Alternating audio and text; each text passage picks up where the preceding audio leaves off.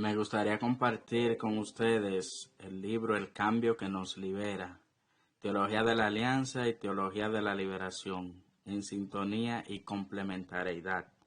El autor de este libro es el doctor Fausto Ramón Mejía Vallejo y fue publicado en La Vega en el año 2012. Es una tesis doctoral de la Universidad Laterense. Vamos a ir leyendo algunos fragmentos y comentando también. Vamos a ver el tiempo de cambios en el ayer. El libro tiene 6 capítulos. Serían 5 capítulos y con la conclusión de 6 capítulos. Inicia diciendo que se vive hoy un cambio de época y tenemos una desconcertante experiencia de una sociedad que vive en cambios radicales y rápidos. Son tan vertiginosos que no nos permiten hacer pie en el tiempo. Es como un querer dar razón al panterrey de Heráclito. Así que empieza con una contextualización de lo que vivimos hoy, un tiempo cambiante, una etapa de cambios. En la página 15, entonces destaca los 3 aspectos importantes que destaca el libro, siguiendo la teología de José Kentenich. Dice que estamos en una nueva época de la historia y hay 3 elementos importantes dentro de la conciencia, ¿verdad? De tres elementos importantes de los cuales este pensador, este teólogo, José Kentenich, tomó conciencia. Lo primero es la pérdida de la fe en Dios como Padre. Segundo, la pérdida por consiguiente de una auténtica paternidad humana y genuina autoridad paterna. Y tercero, esto ha repercutido de tal modo que la misma Iglesia perdió también su carácter familiar. De ahí que él quiso cultivar en su persona y en su obra estos déficits y lo hará siendo educador en el amor. O sea, en el amor, desde el amor entiende también estas 3 perspectivas. Son prácticamente 2 pérdidas de las que habla, la pérdida de la fe y también de una auténtica paternidad humana. También habla del padre José Kentenich como un gran pedagogo, como un gran maestro, no solamente de la fe, sino una combinación de vida y fe. Y sigue diciendo el autor, esto es así porque los motivos de credibilidad son reconocidos implícitamente en cuanto que él vive anclado en el mundo sobrenatural y en la fe práctica de la divina providencia, y partiendo de esto reflexiona y saca conclusiones de los acontecimientos y de los hechos de vida, o sea, una combinación entre la fe y la vida. Son muchos elementos que trata este primer capítulo y solamente vamos a citar algunos fragmentos que nos propone el autor de este libro. Quisiera trasladarme a la página 22, donde hace énfasis en 2 elementos muy importantes. Dice así, los 2 elementos importantes que plantea, pero esto es un planteamiento de las limitaciones que pudiera tener este libro. Dice, es un tema muy abarcador, adolecerá de justas precisiones en algunas problemáticas planteadas. O sea que el tema es abarcador, el tema que trata. La segunda limitación está relacionada con las fuentes que nos proporciona una triple dificultad. Hay un problema de fuente y el idioma alemán en sí, que dentro de las lenguas comunes es la que más retuerce el significado en busca de precisión. Por eso no basta la traducción material, sino que hay que descifrar la significación en el trasfondo O sea, prácticamente la otra dificultad sería la, las fuentes en alemán y el problema de la precisión.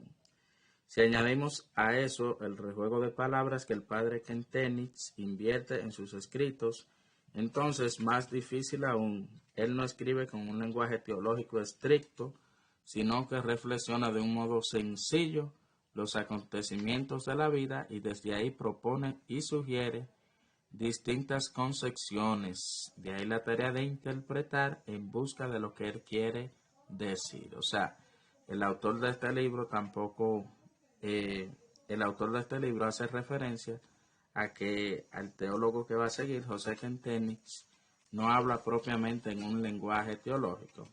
Esos serían los aspectos introductorios de la obra. Ya en el capítulo 1, el tiempo de cambios en el ayer, son muchos puntos que trata. Quisiera ir citando algunos fragmentos y comentando. Vamos a pasar entonces, el capítulo, como le dije, se llama El tiempo de cambios en el ayer. Vamos a citar un fragmento de la página 29, donde dice la realidad misteriosa de la historia. El padre Kentenich parte de la historia como misterio, que según él no se puede interpretar en sí misma porque no tiene en sí ni el principio ni el fin. La historia es en sí misma el hombre que encuentra su principio y su fin en Dios. Esto está bastante claro. La historia, entonces, para el autor Kentenich, no puede interpretarse en sí, sino vista desde Dios y el hombre, o sea, el hombre que encuentra su principio, su razón de ser en Dios. Comentando el fragmento de la página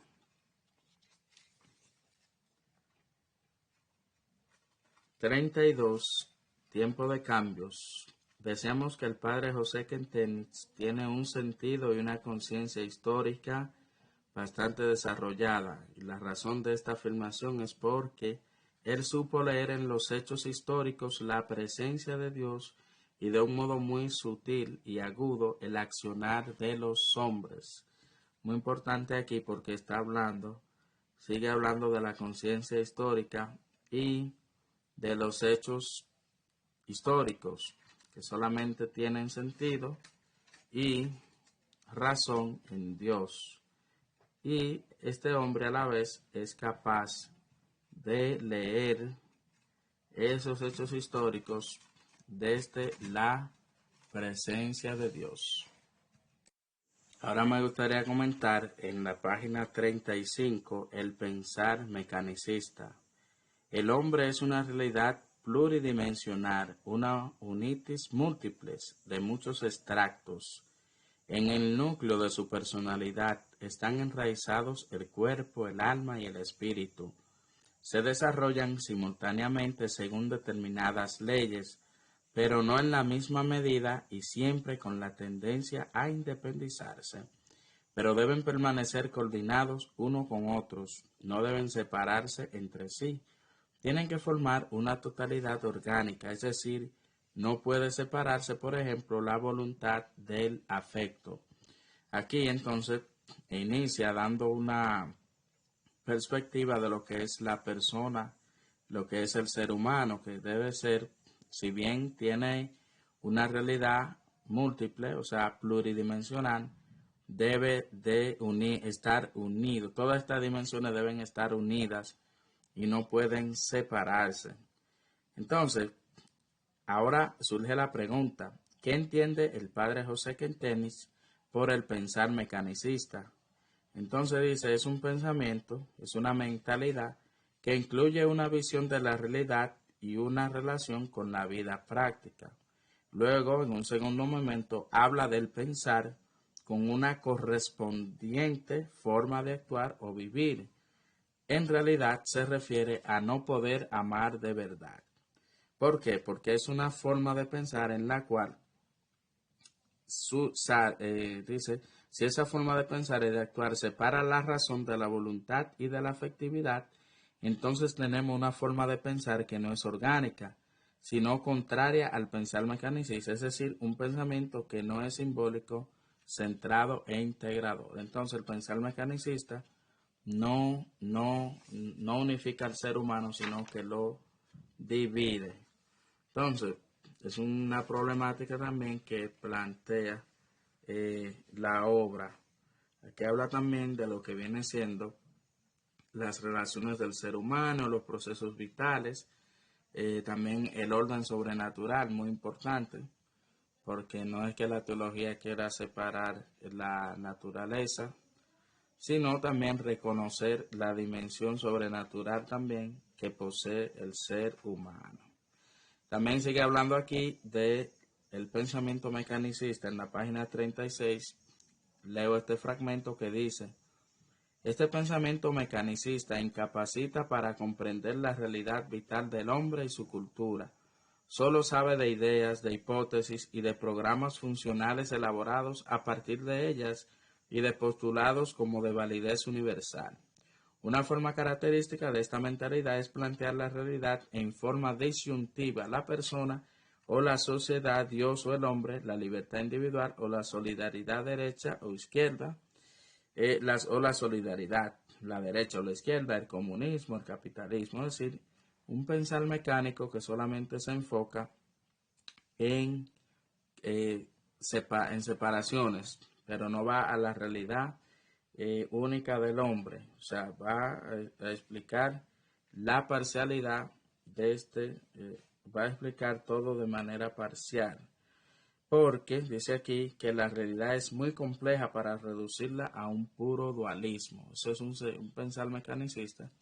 Todos nosotros alguna vez vamos separando cada cosa, y nos convertimos en pensadores mecanicistas. Luego quiero ver también en la página 39 cuando dice: la imagen del hombre que tiene el padre José Kentenis es de una persona humana, o sea, pura relación de comunión, comunión de vida, de conocimiento y de amor. El hombre solo se realiza en la medida en que recibe y comparte la vida con los demás. Muy importante este fragmento porque habla del compartir, de la relación, de la comunión. El ser humano no es un individuo por ahí, no es una isla, sino que comparte la relación con los demás. Ahí entonces entra lo que es la armonía, entra también valores como el amor, y muy importante de tres elementos que él habla: la comunión de vida, de conocimiento y de amor. Vida, conocimiento y amor. Muy importante lo que dice en esta parte. Todo este libro habla entonces de varios elementos como es el individualismo, la desnaturalización del hombre, habla también del hombre masificado y así unas sucesivas problemáticas, un conjunto de problemáticas que tienen que ver naturalmente con la vida del hombre moderno, la vida del hombre después de la industrialización. También nos habla de el hombre economicista, Homo economicus, que ve y tiene en la economía lo decisivo y el punto central de su vida. Lo económico es el termómetro que marca el valor y la dignidad de la persona y de los pueblos. Quien nada tiene, nada vale. Es un aforismo que parece hacerse ley. La economía domina la política, maneja la prensa, decide sobre la paz y la guerra. El hombre economicus, Homo economicus. Y así es un tema muy importante trabajado en el libro aquí, que va muy relacionado con el pensar y con el hombre mecanicista. Pero por otro lado está también el hombre vitalista. ¿Qué hace este hombre vitalista? ¿Qué le caracteriza? Y sobre todo el pensamiento de Nietzsche. Es un hombre que le caracteriza la voluntad de poder. Pero este cae en ese sentido existencialista, es decir, en ese sentido de la nada, del fracaso, de la muerte, de la frustración. Nada vale la pena. Hoy son riadas de jóvenes que no dan un sentido a su existencia. Por ejemplo, si usted se pregunta cuando ve a los muchachos a alta velocidad en las motos y calibrando, se puede dar cuenta de ese hombre que ha perdido la voluntad de vivir, ha perdido el sentido de su existencia. Y también se habla del hombre mecanicista, que él también lo cita. O sea, aquí en esta página de la 44 a la 45, habla del hombre economicista, el vitalista y el hombre mecanicista. Muy importante estos tres conceptos para darnos una idea de lo que es la sociedad de hoy. Ya los demás aspectos va desarrollando lo que viene siendo ese pensar de los hombres ya en Latinoamérica y cómo ha ido esta filosofía influyendo en Latinoamérica. Ya en la página 51 desarrolla el pensamiento o el pensar orgánico, el organismo de vinculaciones. En las reflexiones anteriores hemos ido delineando el binomio consecuencial del pensar mecanicista, es decir, la constatación del frío antropológico del hombre moderno cuando se ha desvinculado de Dios y el desquiciamiento de la misma sociedad. Hay muchos aspectos aquí, pero todo esto tiene que ver con un problema central. El hombre se ha desvinculado de Dios y por lo tanto siente un frío antropológico, siente ese vacío, esa pérdida del sentido vital. Pero esto también trae vinculaciones múltiples, como son la vinculación personal a Dios, la vinculación personal al prójimo y la vinculación personal a las obras, que incluye las cosas, el trabajo y a través del trabajo las demás realidades temporales. O sea que esa vinculación, ese separarse de Dios también implica una separación del prójimo, de los demás. De ahí por eso los conflictos y la guerra. Este autor va siguiendo también al padre José Kentenich en su pensamiento y en la forma de ir analizando cada tema. Por ejemplo, el tema de la separación de Dios.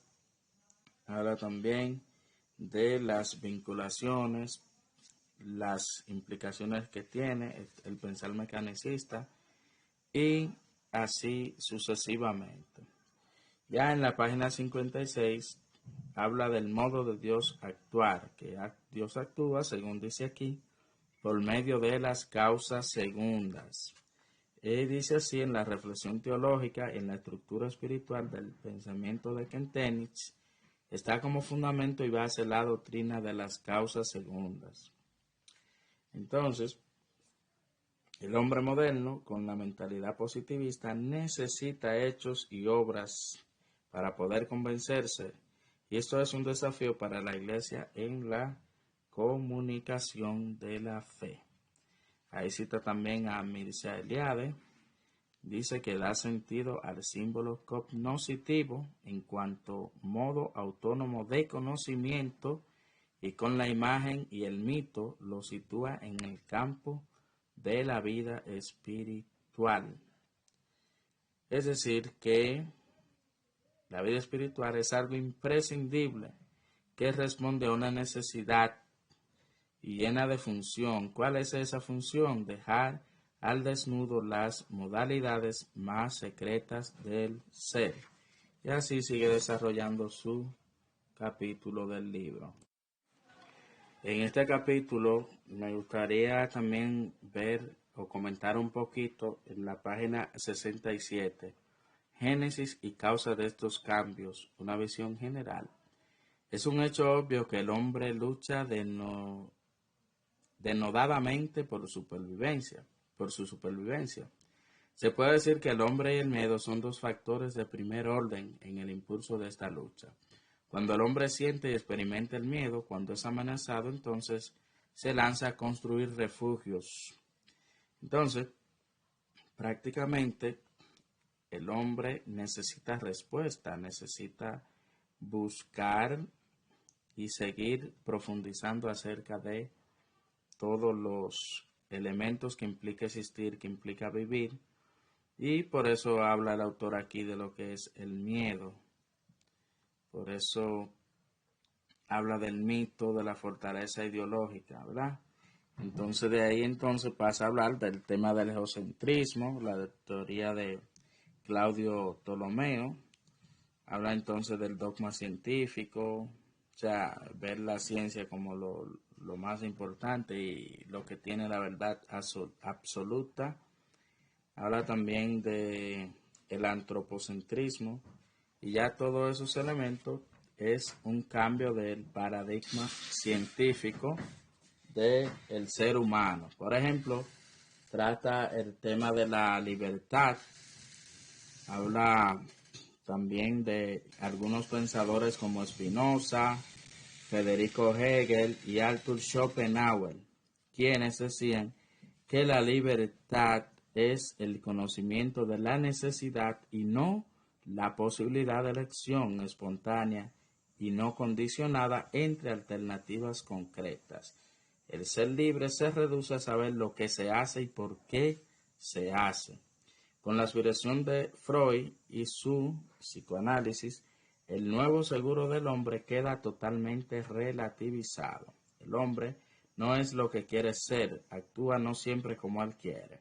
El hombre se rige generalmente por el inconsciente, que es como su tirano. Con la aparición del psicoanálisis, queda el hombre desamparado, pero eso tiene que construirse otros refugios.